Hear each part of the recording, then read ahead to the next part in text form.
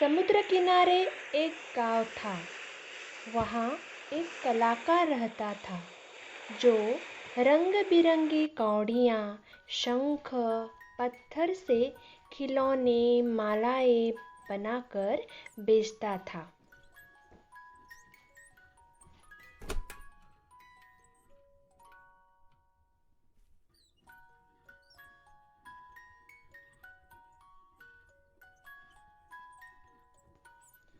उसका एक बेटा था।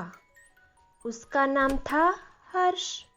समुद्र की लहरों में ऐसे घुसता जैसे तालाब में बत्तख। एक दिन कलाकार के रिश्तेदार का मित्र उसकी बेटी मंजरी के साथ उसके घर रहने आया। मंजरी बहुत सुंदर थी, बिल्कुल गुड़िया। हर्ष मंजरी को समुद्र किनारे ले जाता था। मंजरी लहरों से डरती थी, लेकिन हर्ष कहता था, लहरें हमारे साथ खेलने आती हैं।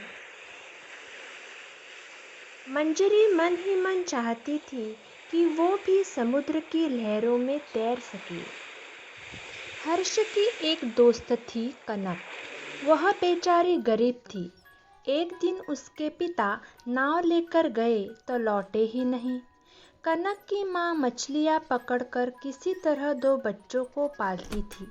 कनक छोटे छोटे शंखों की माला बनाकर बेचती और अपनी माँ की मदद करती। लेकिन मंजरी को कनक अच्छी नहीं लगती थी, क्योंकि कनक भी हर्ष की तरह लहरों में तैर सकती थी और मंजरी उससे जलती थी। हर्ष के पिता ने एक दिन सुंदर पक्षी बनाया। हर्ष से कहा कि 2 दिन बाद मंजरी का जन्मदिन है, उसे यह पक्षी भेंट दे देना। हर्ष खुश हो गया। मंजरी समुद्र किनारे थी। हर्ष भी वहीं पहुंच गया। मंजरी ने कहा कि वह अपना जन्मदिन सहेलियों को दावत देकर मनाती थी। उसकी सहेलियां नाचती गाती थी। उसी वक्त एक बड़ी चट्टान पर उन्हें कनक बैठी दिखाई दी। कनक ने उन दोनों को उसके पास बुलाया, परंतु अचानक से बड़ी लहर आई और मंजरी पानी में लुढ़क गई। उसके मुंह में खारा पानी भर गया।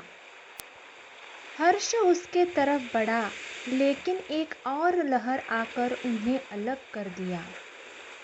अब लगा कि मंजरी चट्टान से टकरा जाएगी, परंतु कनक उसी क्षण वहां पहुंची और दोनों हाथों में मंजरी को थमा लिया।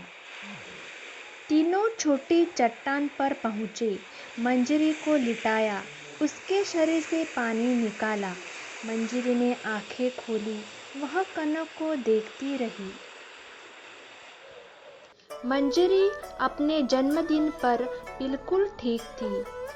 उसने सबको दावत दी। मंजरी को सबने तोहफे दिए।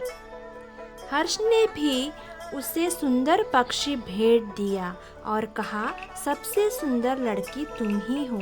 मंजरी खिलौना देखकर बहुत खुश हुई।